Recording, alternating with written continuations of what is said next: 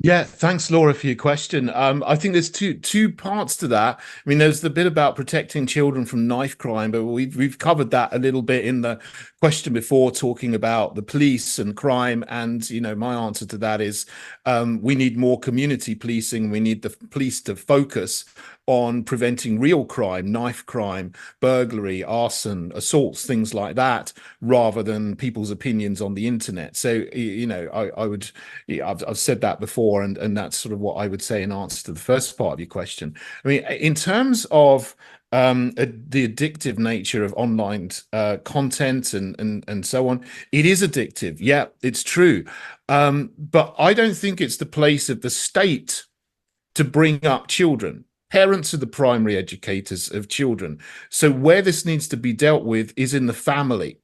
Parents need to make sure that kids don't have a smartphone, for example. I don't see anything wrong with giving a child what you might call a dumb phone, an old Nokia phone or something that they can text on and they can call on. They don't need anything else up to the age of 16. And that's has to come in through parenting. What I would like to do is support families far more so that they can be with their children far more than they are at the moment. And one of the things that we've got as a policy is that we would extend the ability to share the income tax personal allowance with between married couples from 10% up to 100%, so that one parent can stay at home, look after the children, and one parent can go out to work, and they wouldn't have any income tax up to £25,120, something like that,